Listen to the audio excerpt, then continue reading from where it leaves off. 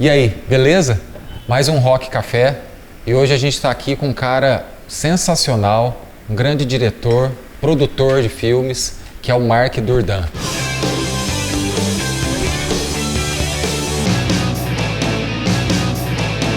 Então eu apresento para vocês Mark Durdan, deixa ele falar um pouco e a gente vai conversando aos poucos. Ô, Rodrigo, obrigado pelo convite, um prazer estar aqui no programa. Pô, tamo aí com o filme do Ultraje, rodando, ele já passou pelo cinema, agora passou aqui em Poços de Caldas pela primeira vez, uma cidade pela qual eu tenho muito carinho. Minha mãe mora aqui, minha avó mora aqui, meu irmão mora aqui. Enfim, é isso, vamos conversar mais aí, falar mais sobre o filme, que acho que o filme tá bem legal. O filme passou aqui em Poços de Caldas, na Feira do Livro, e teve uma boa adesão das pessoas, né? A gente ficou comentando sempre, antes até do filme, na hora foi bem legal e foi sensacional. E a gente estava falando exatamente sobre isso, sobre a dinâmica do filme, que do início ao fim ele não perde o pique. Ele mantém, né? Eu Sim. achei isso bem legal. E aí você, como diretor e como produtor, pode falar um pouco sobre isso. O filme foi um tempo longo, assim, né, para ser feito. E o maior tempo, né, dedicado ao filme, sem dúvida, acho que foi na montagem, né? Porque para pegar todo o material de arquivo que a gente foi atrás, todas as filmagens, tem muitas horas de filmagem, muitos depoimentos, né? Porque o Ultraje teve várias formações. E eu peguei, acho que no total aí uns 14, 15 integrantes, né, que estão no filme, né, com depoimentos e tudo mais pessoas que fizeram parte diretamente da história, né. Então, compilar todo esse material, pegar tudo isso e transformar em 1h30 de filme realmente foi um trabalho gigantesco. E eu acho que o grande desafio da montagem, quando você tem 35 anos de história para contar, né, hoje um pouco mais, é conseguir tirar realmente a essência do que foi cada momento e realmente o melhor de cada história, né? Então, acho que a gente trabalhou muito, eu e o montador, né, o Vitor Alves Lopes, trabalhamos muito para chegar nesse corte de 1h30, tentando trazer sempre ao longo do filme novidade, né? Uma coisa diferente, uma história nova, ou que passasse essa sensação mesmo de que o filme está evoluindo e não que a gente está se repetindo nas histórias. E eu acho que é um pouco disso mesmo, o Ultraje nunca deixou a peteca cair. Talvez nos dois primeiros discos teve um sucesso realmente muito grande no Brasil todo, talvez tenha dado uma caída, até mesmo por causa de alguns estilos musicais que foram entrando na mídia, né? Mas a peteca nunca caiu. O Roger conseguiu segurar tudo isso e sempre com grandes músicos, né? Eu acho que assim, show, uma coisa que eles falam é que sim, show, demanda por show nunca deixou de existir. Porque é isso, eles têm um repertório poderosíssimo, né? Assim, só muitos clássicos, né? Você vai num show do Ultraje, você conhece tudo. Verdade. Você fica ali 1h30, 2, que você conhece todas as músicas. E acho que pra gente, né, que viveu os anos 80, faz mais forte ainda, né? Porque a gente estava lá quando tudo aquilo foi lançado, né? Então, nesse sentido, é o que o Roger fala, a demanda de shows não termina, né? Não teve fim. Teve momentos de mais e menos, que eles estavam mais ou menos em evidência, né? Por tudo que foi acontecendo, inclusive no mercado musical. O mercado musical mudou muito nesses 35 anos, muito. né? E isso acho que afetou muito, não só o Ultraje, mas todas as bandas, né, de rock principalmente. As bandas da geração do Ultraje. Sem dúvida, né? Acho que até o começo dos anos 90 todos estavam muito fortes e atuantes, né? E aí você tem ali mesmo uma virada de filosofia das gravadoras, né? Eles passaram a investir menos em artistas, o André Midani fala isso muito bem no filme, né? Faz essa reflexão. E aí você tem uma entrada muito forte do sertanejo, uma mentalidade das gravadoras de querer apostar num sucesso em músicas, né? E não mais em carreira de artistas. Então você tem aí uma virada que impactou a música como um todo, né? Não só no Brasil, mas no mundo. E o legal desse documentário, que se chama só Ultraje, é que ele aparece grandes nomes, né? Sim. Da mídia musical. Você citou o André Midani, mas ainda tem o Pena Schmidt, tem o Liminha, que foi um dos produtores dos primeiros discos, né? É muita gente boa que esteve o tempo todo ali envolvida. O Edgar Escandurra, que fez parte da primeira formação, que é do Ira. Muita gente que esteve envolvida com o Ultraje a Rigor e com o pessoal todo no início e durante a carreira toda. Sim. E que dão realmente esse embasamento para essa marca, o Ultraje a Rigor. Então, uma das coisas que eu quis no filme, que eu optei, assim, eu não queria especialistas falando do Ultraje. Então eu não fui atrás de alguém que pudesse atestar a importância deles. Até porque eu fui só atrás das pessoas que realmente fizeram a história. Então o Liminha foi o produtor de compacto, do segundo compacto e dos 2 primeiros discos.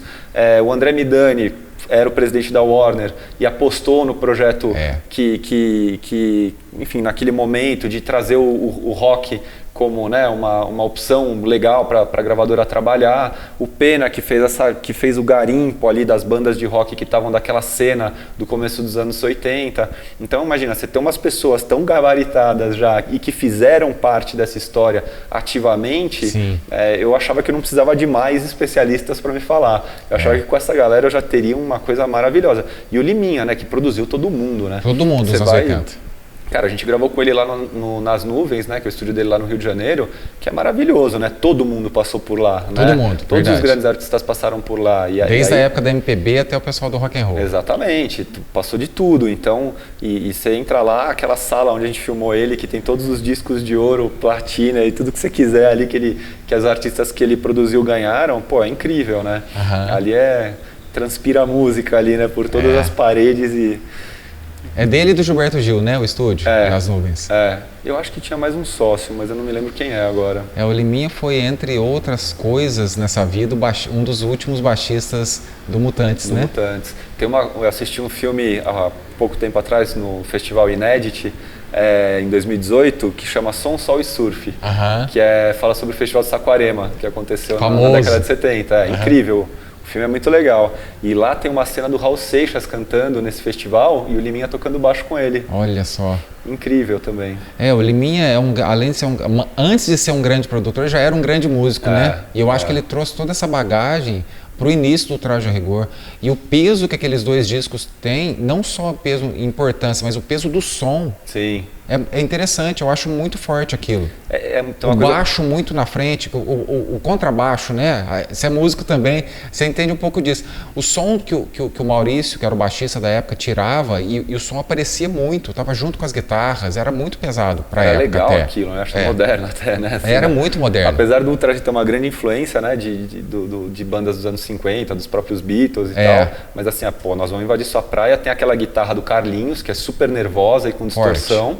Né? Que acho muito legal, acho que é uma marca da música, e aquele baixo do Maurício que é incrível, né? Cheio de slap ali, que é muito legal, né? É muito legal. Eu queria te perguntar, até sobre isso, a gente falou sobre o Maurício, como é o contato do Roger hoje em dia com esses primeiros membros da banda? Tipo o Escandurro, o Carlinhos, o Sérgio Serra, o Leóspio e o Maurício. Eu acho que hoje o Roger tem contato, pelo que eu vi, assim, bastante com o Leospa e o Maurício, assim, são os 2 grandes amigos dele, né? O Leospa até pouco tempo atrás morava aqui em São Paulo, então eles, já me aconteceu assim, de estar com o Roger e o Leospa ligar, sabe? Então deu para perceber que tipo, é uma amizade que continua, E quando eu vi os 2 juntos, foi muito engraçado, né? Porque aí parecia realmente, você vê que era amigo, parece tipo amigo de infância mesmo, né? Então uma relação muito próxima. O Maurício foi morar fora do Brasil, no final já da década de 80, em 89, se eu não me engano. Casou e foi, né? Casou, foi, e aí, enfim, tá levando uma vida completamente diferente, assim, né? Hoje ele é mergulhador, ele até pouco tempo atrás cuidava de um show aquático na China, um show enorme, tipo um Cirque du Soleil, assim, só que aquático. E ele, mas assim, sempre que ele vem pro Brasil, ele encontra o Roger, ou ele entra em contato com o pessoal. E ele sempre tenta agitar uma jam ou alguma coisa, assim, para eles se encontrarem. Então é muito legal, dá para ver que eles são realmente muito próximos e se curtem muito, assim. E isso, acho que os 2 primeiros discos do Ultraje foram o que foram, assim, né, de importância e de músicas legais, muito por conta da convivência deles, né? Porque eu acho que eles alimentavam, né, essa chama criativa, e o Roger conseguia sintetizar isso de uma forma incrível, né, nas letras que ele fazia. Algumas pessoas criticaram sobre o Ultraje ser uma banda de apoio num programa de auditório, talvez, da televisão. Mas eu achei muito positivo, porque manteve o Ultraje na mídia, mais do que outras bandas da geração deles, que estavam meio escondidas e que continuam escondidas, talvez até, como o próprio Zero, que é uma grande banda paulista, mas que não está no mainstream. O Ultraje ficou. O que eu acho mais legal, assim, é que, enfim, acho que tem muita gente que critica e, enfim, críticas às vezes as pessoas podiam pensar um pouquinho mais. Eu acho que, assim, não tem nada disso, cara. Eles estão num programa de TV, o programa é líder de audiência no horário. entendeu? Enfim, só isso acho que já diz muito, né? Não é qualquer programa. E eu acho que assim, o Roger e a banda, eu acho que eles estavam afim mesmo de fazer isso, foi uma coisa legal que apareceu e por que não, né? Sim. E eles tocam as músicas deles, eles têm a oportunidade de tocar outras músicas também, eles gostam de tocar, eles querem estar no palco, eles querem estar ali e acho que é uma coisa que também foi uma solução muito boa, assim, para a banda estar o tempo todo junto. Então, acho que é uma banda que hoje também está muito afinada, porque eles tocam literalmente todo dia. Todos os dias. Então, a banda é super afinada, cara. Então, você vê o Traje tocando com essa formação, é muito legal. E são bons músicos, né? Todos ali são ótimos músicos, né? Então, pô, eu vejo o Bacalhau na bateria, o cara destrói, né? Ele tem 2 marretas, né? Uma energia fora do comum. É uma energia muito legal. O Marcus Klein, meu, puta guitarrista também. Acho o cara muito bom, meu, muito bom.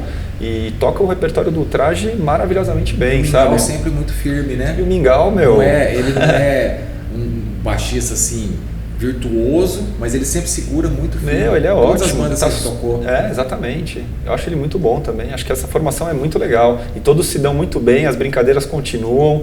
Então é uma... Flui, né? Eles têm uma característica deles, né? Eles não ficam...